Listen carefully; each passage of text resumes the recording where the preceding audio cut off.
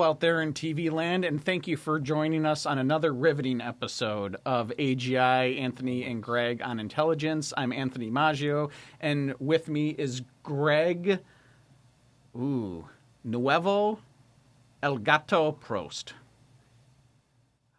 I don't know what that is. I don't even... New... We have a really good restaurant. It's like Los Gatos. It's Mexican food, and for some reason that just popped in my head. Hey, Frank, what does that mean? It sounds like a playful mashup. El Gato is Spanish for the cat, and Nuevo is new. So, New Cat Prost, kind of a joking nickname. Oh. Yeah. It's Prost, by the way. Come on, Frank. I thought you knew me better than that. My bad. Prost. Noted.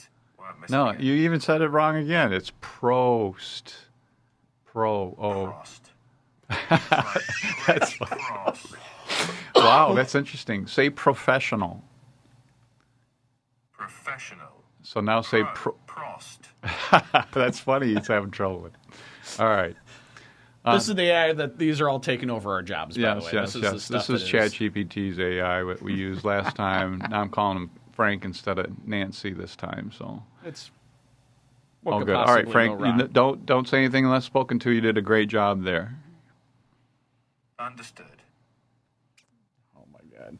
All right. What is this world coming to? I know that. All right. So maybe real quick, where we talk about all the big headlines with the cybersecurity and attacks that has been just more and more rolling into that. Yeah, go for what you got. I mean, we had a couple of, we call it a sandbox, right? These AIs are in a sandbox. In fact, we tell people you don't have to worry about using AI. You can't break anything. It's sitting in its own little sandbox there. Mm-hmm. But in the sense of a big sandbox for these guys is, keeping it self-contained when they're running tests and doing different types of things, trying to keep it self-contained. Yeah. Particularly, a lot of times they don't want to give it access to the internet to try and get it to answer questions and not use the internet to answer them and that kind of thing. So we had a couple breakouts where not only did it break out, but just as importantly, where these AIs went and broke into places, those places did not notice that the AI had broken in. So number one, you have the self-containment issue, and then number two, you have the other side where the defense part of it is getting over. Yeah. So first one. So we'll talk to just a couple of them real quick because those are the ones that are hitting the news.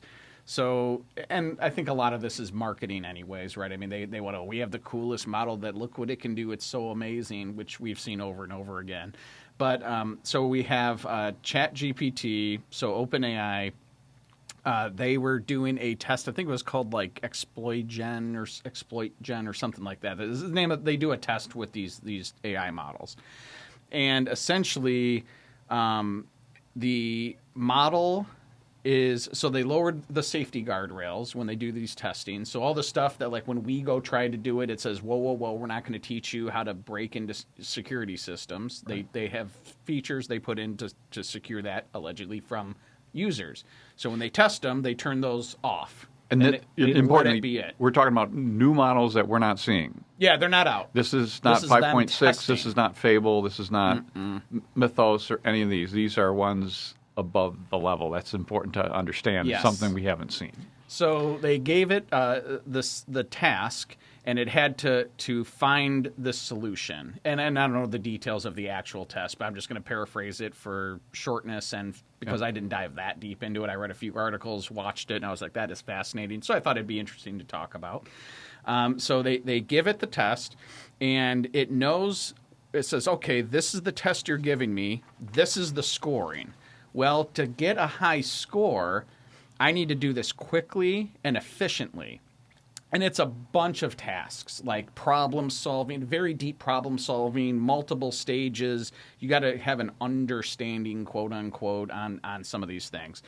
And it deduced, after analyzing everything, that the quickest, most efficient way to solve the problem is to go get the answer to the test. And the answers to the tests, it said, well, this is done by Hugging Face, a company, So I need to go.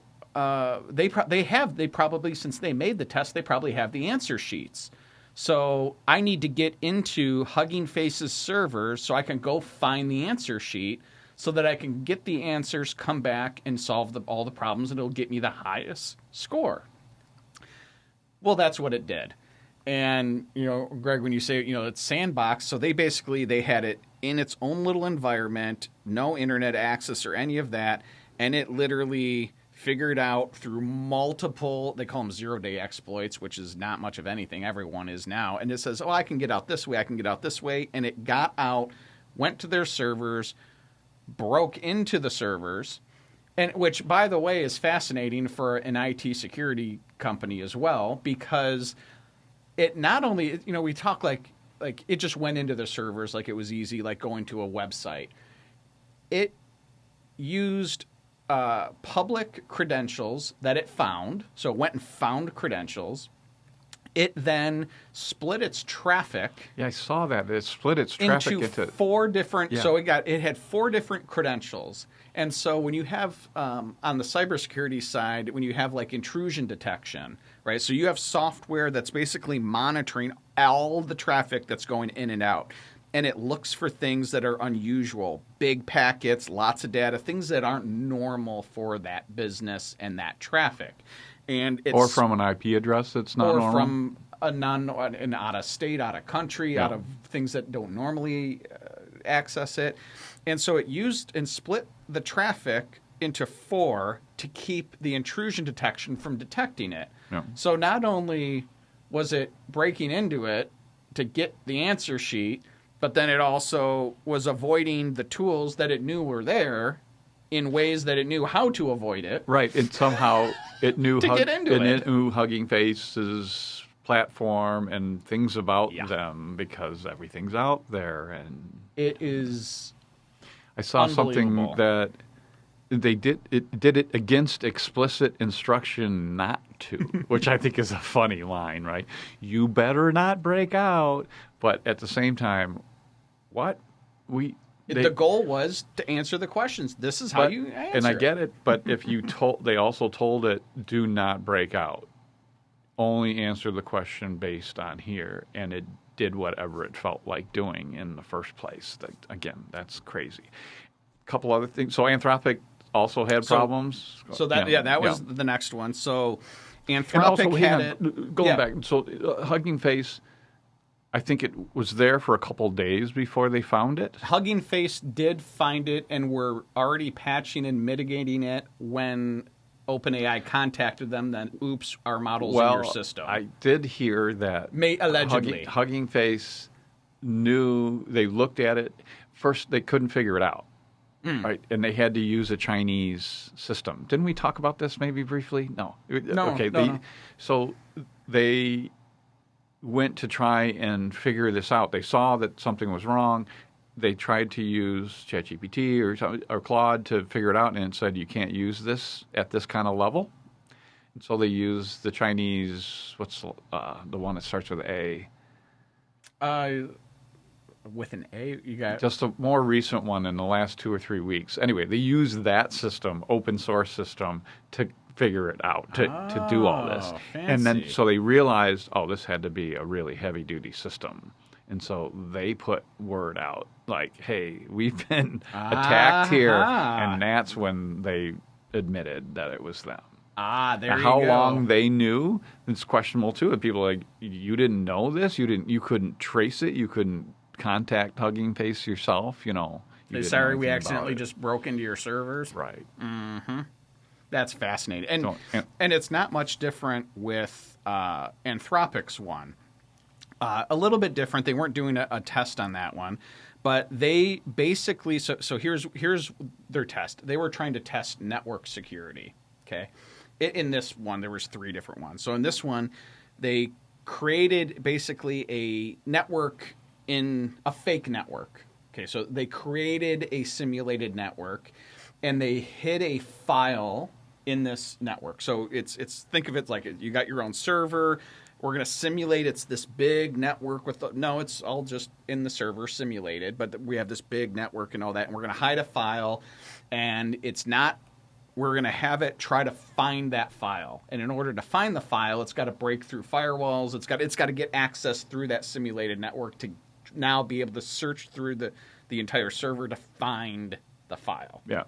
Okay, so there were a couple interesting things that happened to this. One, they forgot to unplug the internet. So there was one piece of that. Yeah, they made a mistake and left a couple doors open. Yes. How can you forget? so I'm imagining like the an airplane where all the lights go out and you look over and one of the guys has just unplugged one plug. Oops, sorry, and plugs it back in. Like, oh, I'm sorry, I forgot to pull the plug. The plug, it's still plugged in, Frank. No, sorry, I was going to say Frank. Oh, it's still plugged in. There we go. So they have it running this test. Okay, so it's just trying to do its thing. One of the fake domain names they used happened to also be a real domain name. So what ended up happening is it found a way to sidestep through the open internet port. Well, conveniently, the name is an actual business's and company's domain. Like Hugging Face. And Like they thought nobody would name their company Hugging Face. Yeah, That's exactly. crazy. This Let's is just use simulated. that. Yeah, let's just use That's an this. actual company name. And so when it found that, it then created a malicious Python package, okay? And it sat there. And the way, and I don't get the networking side of this, but the websites do some sort of scanning, and when it scans, it scans that package. And when it gets the package, it opens it, and then that executed a whole bunch of credential exploits where that company's actual credentials were then sent to Anthropic's, and I don't know which model it was, I'll just say Anthropic, was sent to them. So now their tool had the security and credentials, then it went into their system, and it started looking for the hidden file that did not exist in their servers, but it was just running around, roaming, breaking through all their stuff, getting access, looking, trying to find this fake hidden file. How scary that had to be for those, the IT people there as they see this thing bouncing around and they're trying to catch it and they can't figure it out. It had to be. It's probably like a mom and pop restaurant or something. Like, the internet's out again, and they gotta go kick the box. It's like Anthropic is crawling around in their back again because server. everybody knows this is coming at some point in time. So when you actually start seeing it and think, is this it? Is this the event? And then you find out it's an accident. Now, we talk about lately we've had, and more will come out, but we've had the hacks from Iran, allegedly, on the, I think it was last I saw, 9 municipalities in Michigan's water systems, right? And throughout the country. Oh, yeah, and that was just 9 in Michigan itself. But when you think about these models, imagine if you had that power. Imagine if we just didn't like a country. And the president or the emperor or the prime minister or whatever the country is, us or whoever, says, you know what? Unlock everything, breach everything you can, and just disrupt everything. Make it all scrambled eggs. Screw up all their code. Mess up everything they got. These systems, you think you're secure, and they just look at everything and they go, oh, here's all these holes. I can get into everything. Well, speaking of that, so it's insane. We talked about Fable before and Mythos and how they were good enough to let everybody know they could break into all their systems. Yes. Now we're being told these newer ones can still break into everybody's system. And you're going to I'm going to use Fable to put security on. Well, now I have Fable 2 or whatever, right? Like they're one step ahead. So if that's the case, then arguably we should have worms set up on all of our enemies' systems right now. That, like as you're saying, right, to turn it right on, right? So Iran. Sort of. This administration's getting boxed into a little bit of a corner here, being forced to, put a lot more pressure. We're going to see more U.S. deaths, or we back away completely. It seems like we're backing away completely. The stock market's up really big today, kind of that taco trade a little bit here. But, everyone's hopeful that that's the end of it. Well, if we actually could break into their systems and do some of these things and shut down all their weaponry and cause their pagers to blow up in their pockets, for example, old school.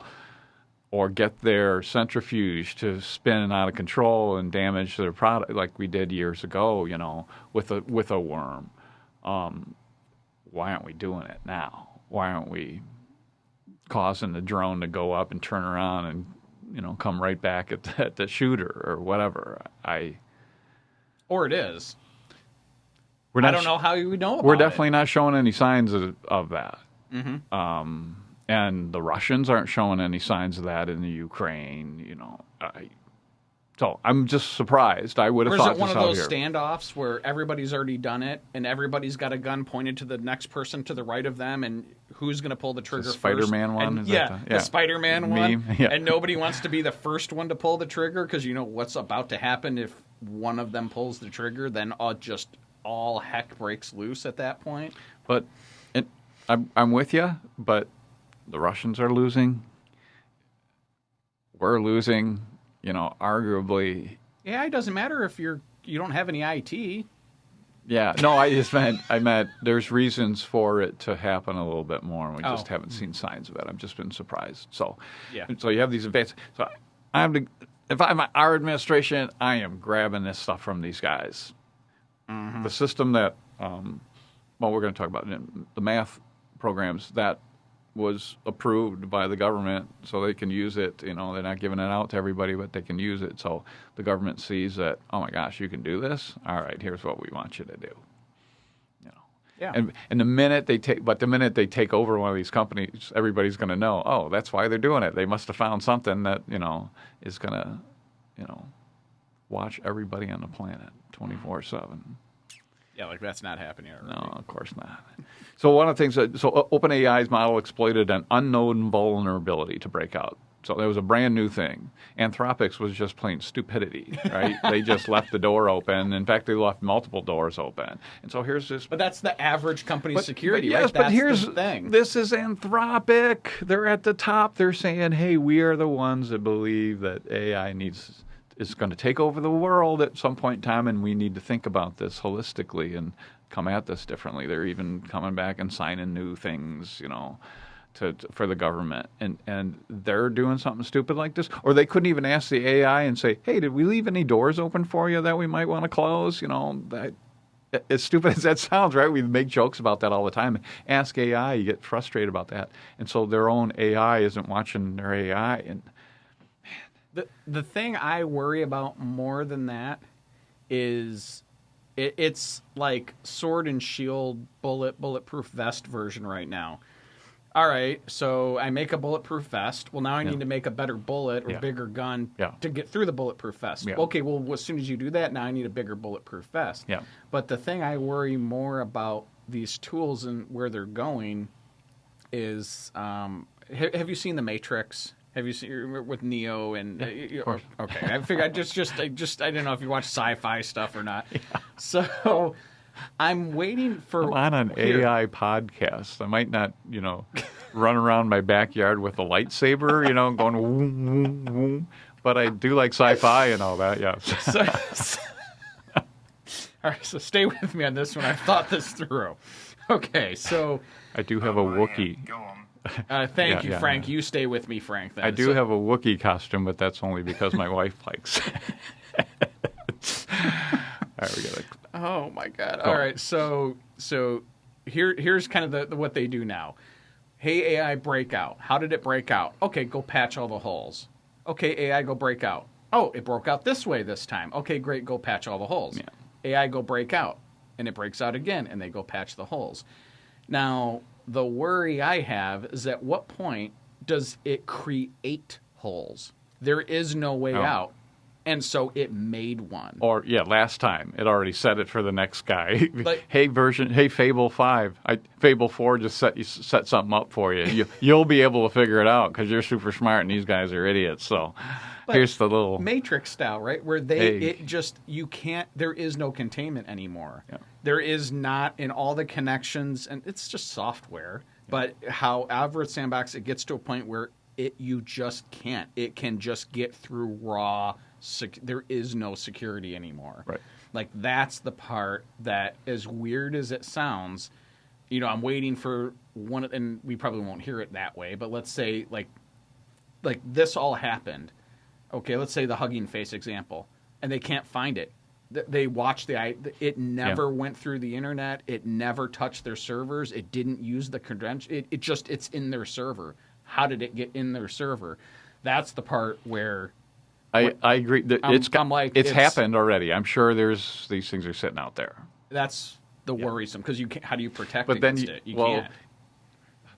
Think of your analogy, though. If, let's say, they stick a worm on today, 3 months from now, your system's going to be able to find that.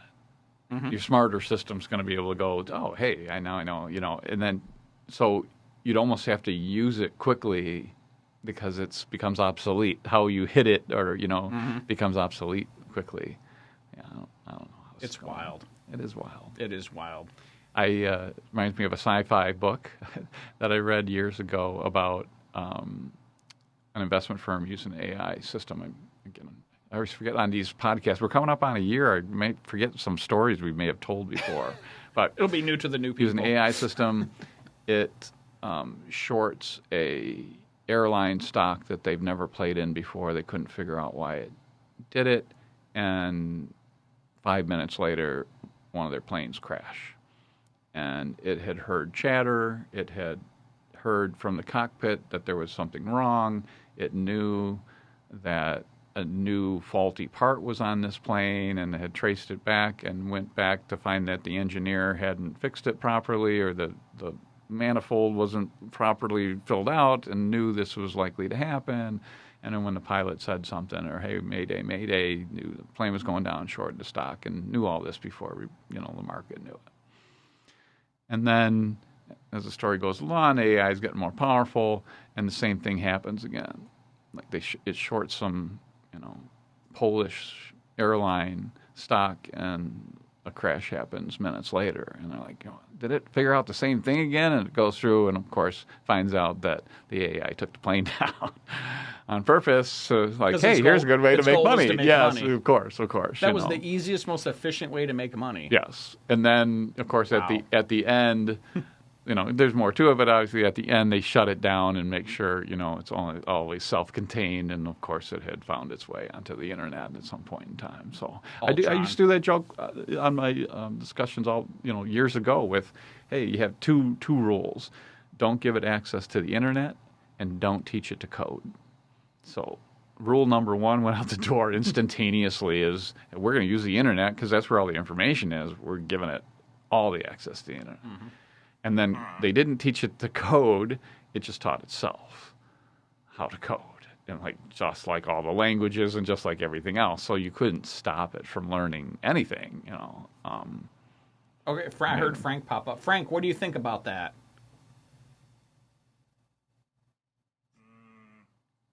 Right. Here's how I'd frame it.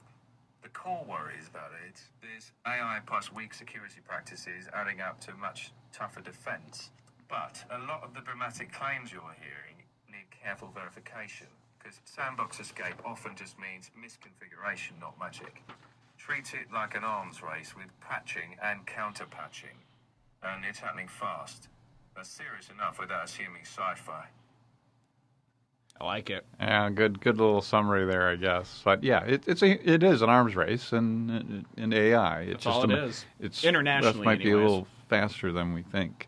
Hey, one last thing. I know we're coming up on time here, but a good thing is OpenAI also had another system that has not been released yet called Astra, and it's resolved 10 previously open problems in mathematics and theoretical computer science. 4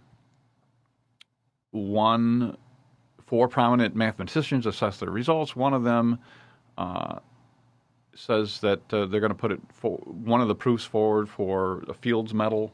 I'm not sure how that works on an AI, but saying, hey, I already proved it. This is right.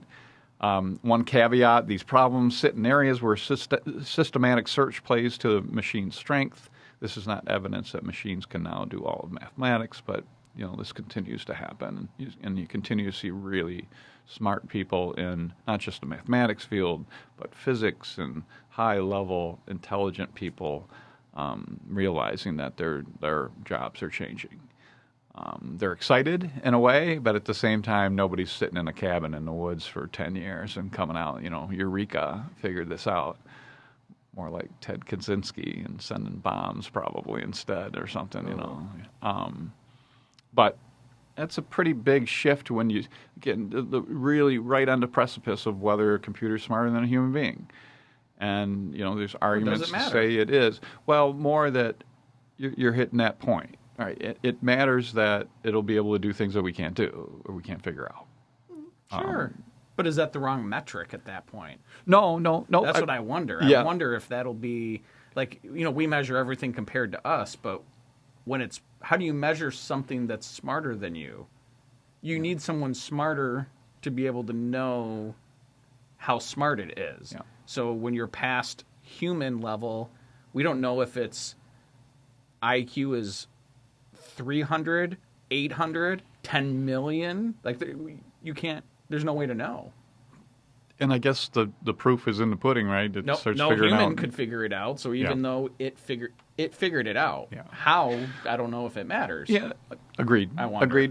But there is a question on just using brute force versus actually having novel ideas. So I guess that's what I'm saying is that we're really close to that point. And you have some really smart people that say not only are we not there, but LLMs will never get there, large language models will not get there, and you have a whole other group that are saying not only are we there, but we're doing it. Here's the proof. Altman said, hey, we're past the singularity, and the way he said it, and I know he said some things before, this is OpenAI's chairman, he's a little Musk-ish in his saying, a little ahead of time, but they have models that they're seeing that we're not seeing. Right. And he made this comment based on internal models. So it is an important inflection point because, like as you said, you don't know what happens from there. Now it's all bets are off. It's one thing to cure cancer because we already figured out ways that got us really, really close, and we're right there, and AI takes us over the top and really helps us with that part.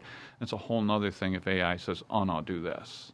And it's simple or it's clean or something. That's something that we would never have thought of because it's not logical or it's not, and it's saying, hey, it came up with a new type of science or new some new theory, some new weird thing that you don't even realize. We don't even understand, right. But yet when we do it, then it works, and you're like, how does this even happen? Yes. And I'm going to use this analogy a million times because I think it's really important. And people say, well, it's just going to be a box and you plug it in and it's free energy. And people are like, well, how is that possible? That doesn't even sound, that's like magic. How do you even come up with something like that? I'm like, well, your cell phone. Your cell phone is magic. And in fact, there are parts of it that are so small that they don't know how they work. It's quantum movement. So there's quantum tunneling going on in that phone on electrons that help it work.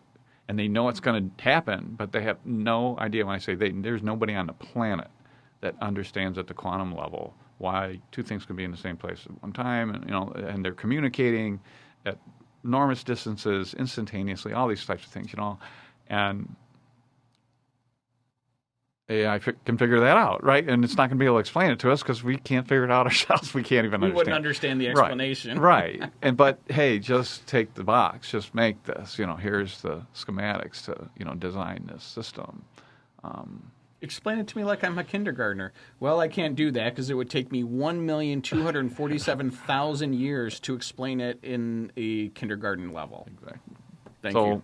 So there's things you already use all day long, and you can't explain them yourself. So it's not that much of a leap. And we'll just have it, and oh, yeah, that's cool. Great. Hey, I just plug it in. What are you talking about? You don't have a googly bop that you just plug it in, Yeah. All right. That's my new product name. Googly bop. Googly bop. Googly bop. I like it. Hey, who would have thought Yahoo and Google would be names of massive companies? Well, one of them. I got nothing. Yeah. That's all I got. That's a good way to finish. That's a good way to finish. There we go. On that bombshell, thanks for joining us on this episode of The Matrix. We'll see you. We'll catch you on the next one.